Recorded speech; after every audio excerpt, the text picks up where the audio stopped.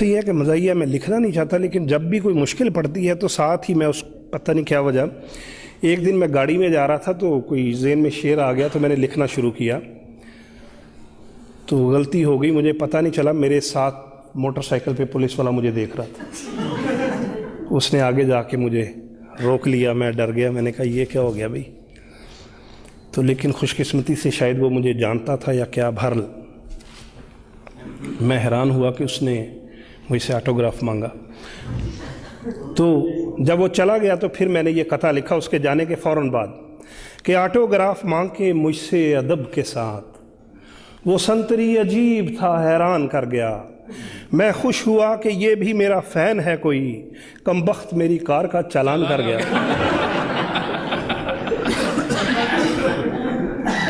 एक कथा है जी कि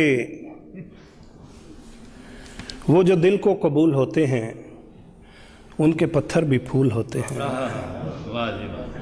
वो जो दिल को कबूल होते हैं उनके पत्थर भी फूल होते हैं।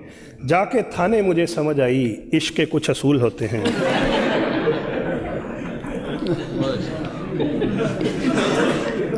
एक कथा है, सिर्फ मर्द हजरात के लिए है, मेरी बहनों से दरख्वास्त है कि वो ना सुने।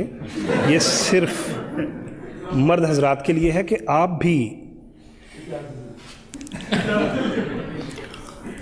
भी बेगम की बातों से परेशान हैं अगर, एक है तरकीब मेरे पास इस जंजाल की। जल्दी बताइए।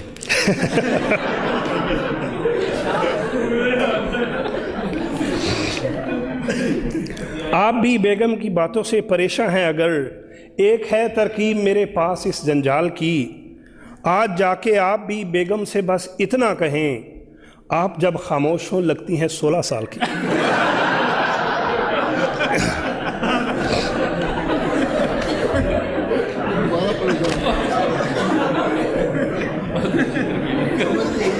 आप भी बेगम की बातों से परेशान हैं अगर, एक है तरकीब मेरे पास इस जज्जाल की। आज जाके आप भी बेगम से बस इतना कहें, आप जब खामोश हों लगती हैं 16 साल की। लेकिन ये नुस्खा आपने अपने रिस्क पे आजमाना है, क्योंकि एक दफ़ा एक साहब मेरे पास आए, कहते मैंने वो नुस्खा आजमाया है, मुझे तो उल्टा पड़ गया है। मैंने कहा वो क्यों? कहते मैंने जाके बेगम को कहा कि आप 16 साल की लग रही हैं। कहते मेरी बेगम ने कहा कि आपकी पहले आंखें ख़राब थी, अब दिमाग भी ख़राब हो गया।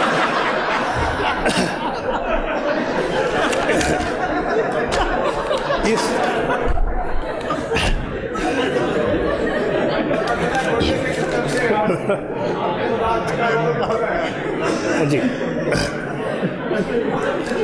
इसलिए कंपनी की कोई गारंटी नहीं है। करके अगवा सांस मेरे बास की, करके अगवा सांस मेरे बास की, दी है धमकी डाकुओं ने बॉस को। करके अगवा सांस मेरे बास की, दी है धमकी डाकुओं ने बास को। तुमने पहुंचाए अगर ना 5 लाख, छोड़ देंगे हम तुम्हारी सास को।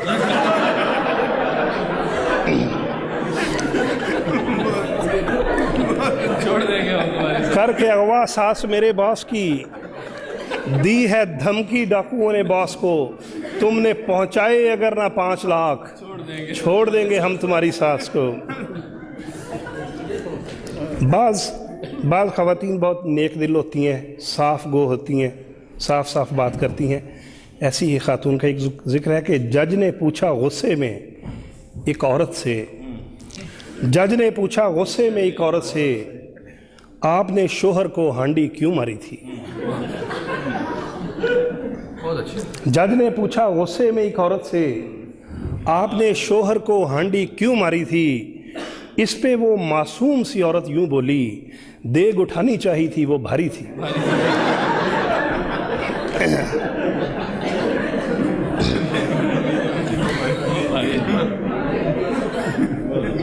जो हमारे मोहतरम ख्वाजा साहब ने फरमाया, मैं साहिलों पे रहूं फिर भी मुझको प्यास रहे,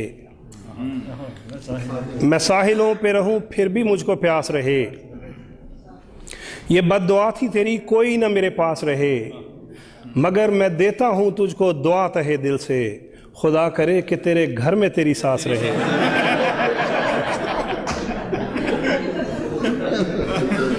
मैंने जब ये कथा लिखा तो मेरी बाज़ बहनों ने मुझे पकड़ लिया। उन्होंने कहा कि आपने सास के ख़िलाफ़ लिखा है, अब आपकी जान सिर्फ इसलिए छूट सकती है कि आप सास के हक़ में लिखें। तो मैंने कहा अच्छा जी, मैं सास के हक़ में लिख देता हूँ। अगली दफ़ा एक जगह बहुत बड़ी गैदरिंग थी, वहाँ पे मैंने ये शेर लिखा कि फ़कत एक शेर था मैंने सुनाया सास के बारे, फ़कत एक शेर था मैंने सुनाया सास के बारे, गलत फहमी हुई ऐसी कि अब मेरी क्लासें हों।